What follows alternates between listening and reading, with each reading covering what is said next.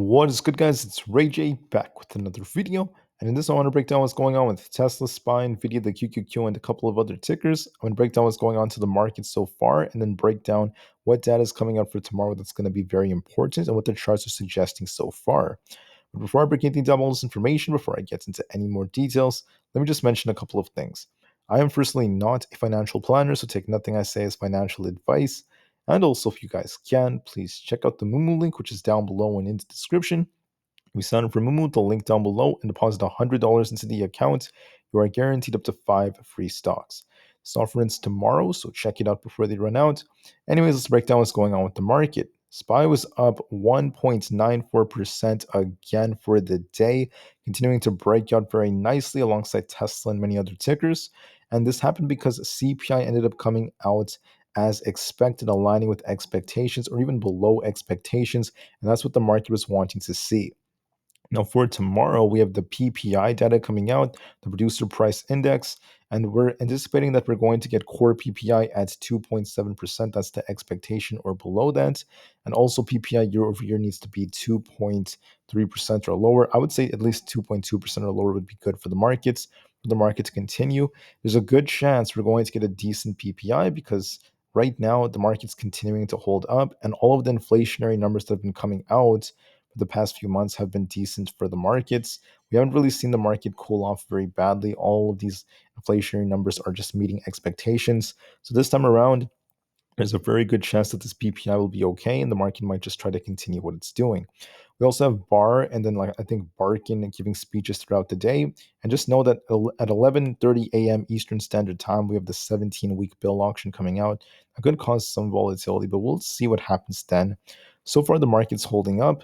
I just wanted to call out that on Friday, we have almost 3 million puts expiring, and we have about 1.3 million of these calls expiring at the same time. So it's a 2.22 puts to call ratio.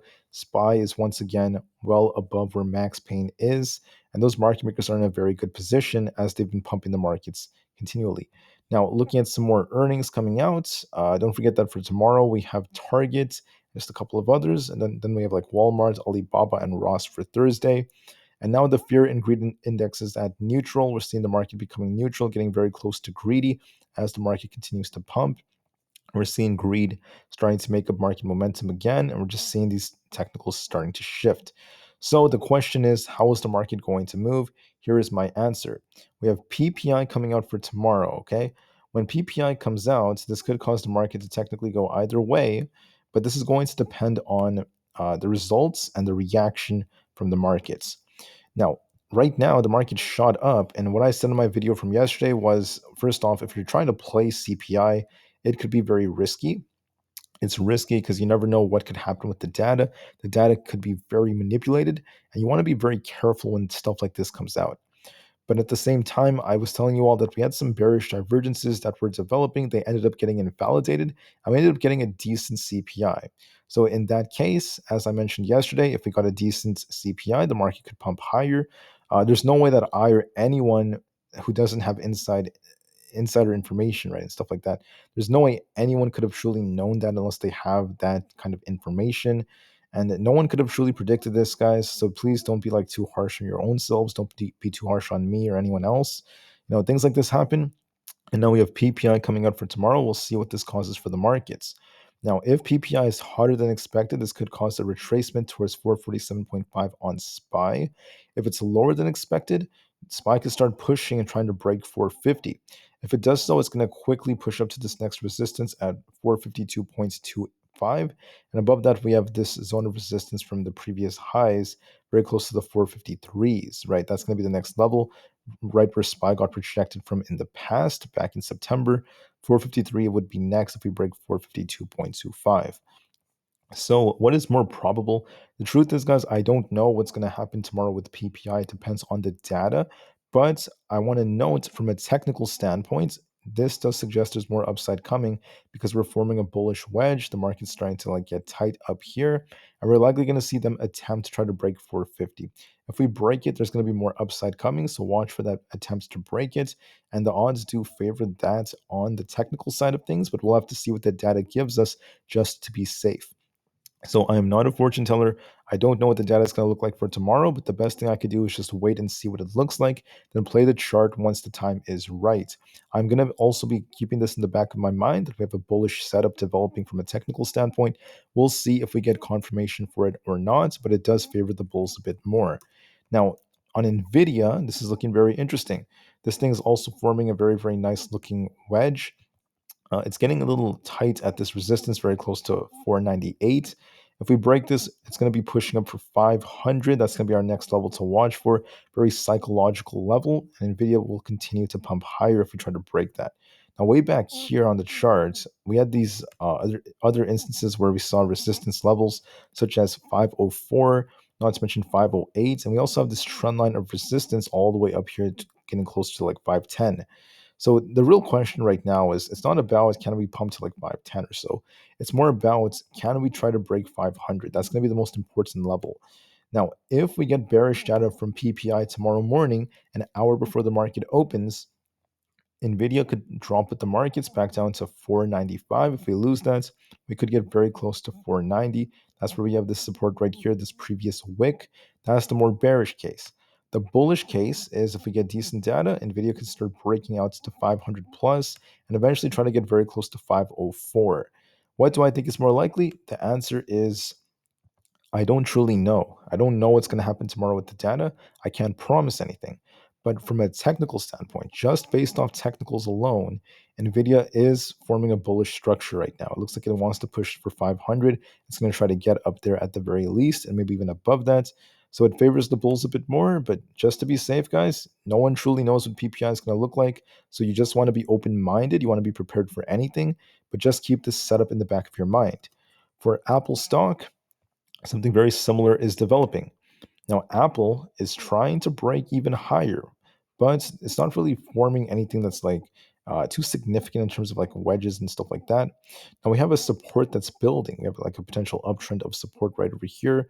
This could be forming a flag that may continue going into tomorrow, depending on where we open. But if that ends up being the case, and if we do see Apple eventually start to just like uptrend and start pushing up higher and higher like this going into tomorrow, this could lead to something very different once we approach this resistance.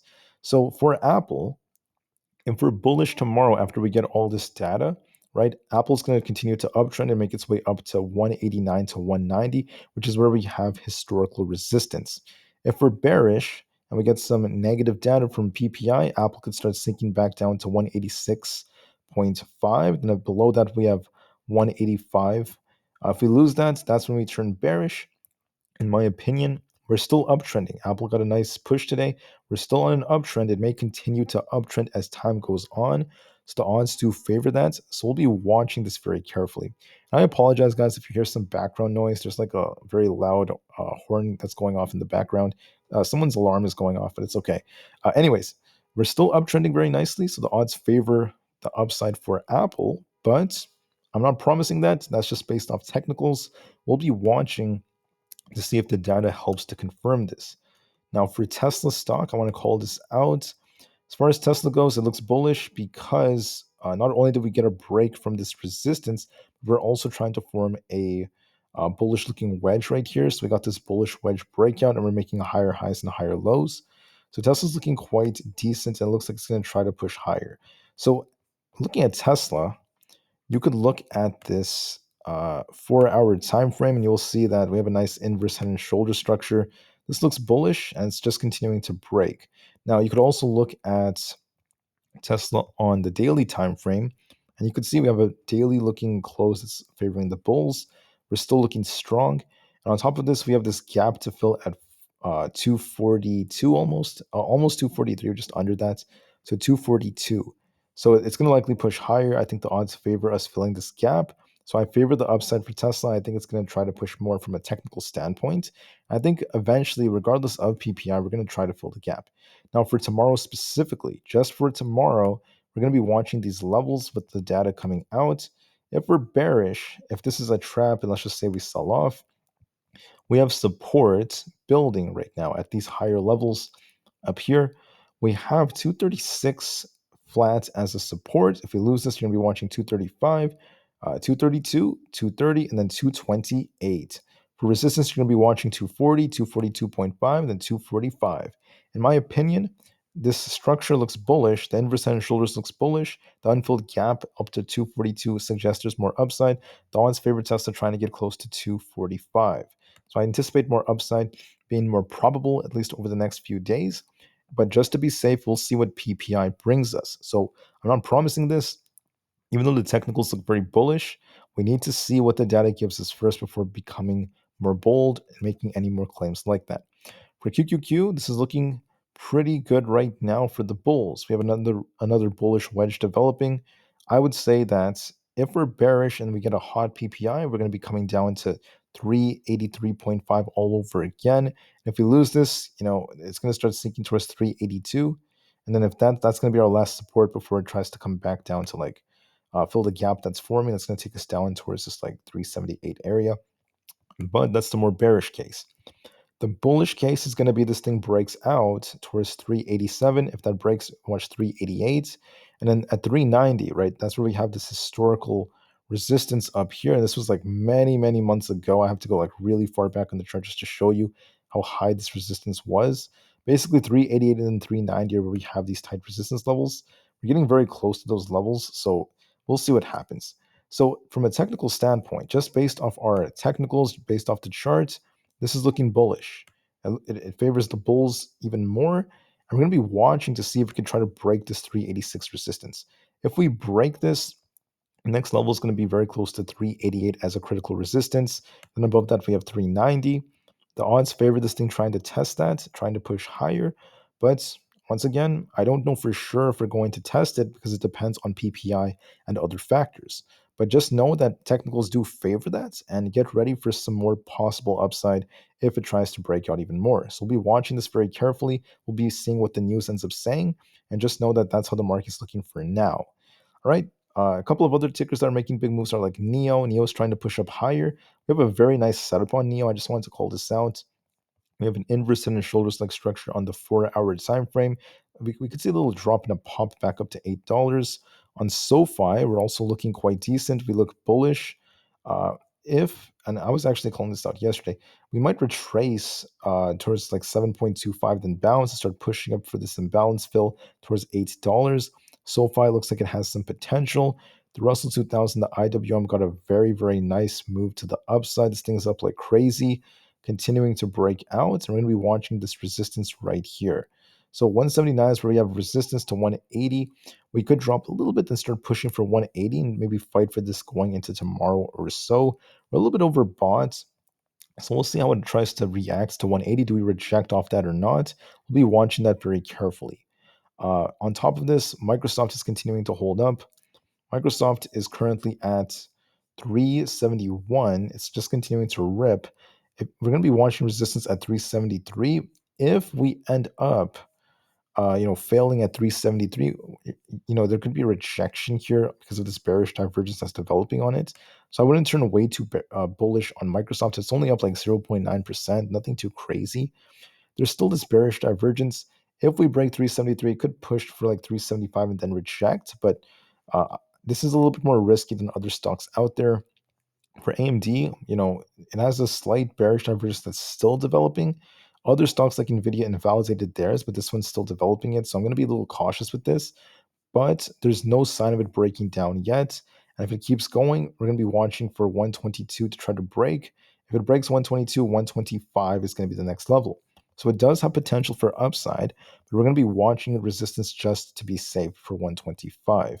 On top of all of this, if you look at something else such as the VIX is continuing to downtrend. It has a very strong downtrend, especially on the daily charts.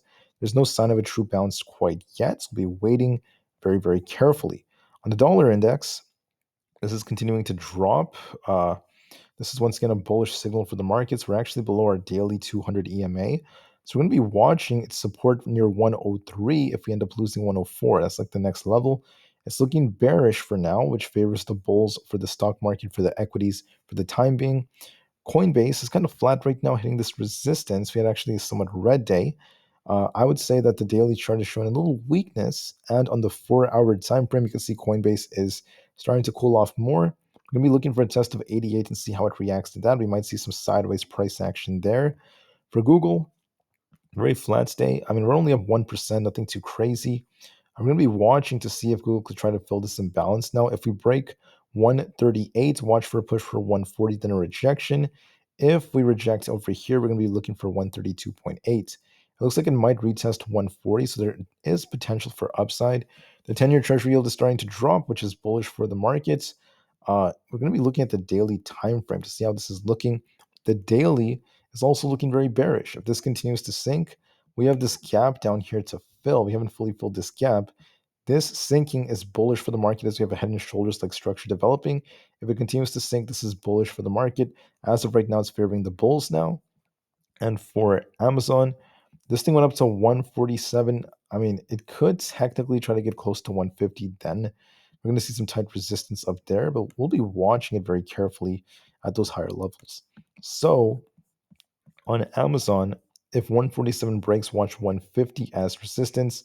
It could reject off that and come back down to fill the gap. So we'll be waiting to see how it reacts. And finally, Meta's on fire on the daily chart, is just continuing to rip upwards and managed to break this high from right over here. If you look at Meta, it's just continuing to soar, looking very strong on the trend, but it has this bearish divergence that's developing. So I want to be careful with this. So if we're bullish, you want to see it break 138. If it does so, watch for 348. If it breaks that, you're going to be watching for 340 above that. If we're bearish, you want to see this thing lose 333. If we lose this, there's going to be a move likely to the downside towards 330 all over again, and potentially even lower than that. Right now on the daily, it still looks strong, so there's no sign of it breaking down. So we could get very close to 340 first before anything else. All right, guys.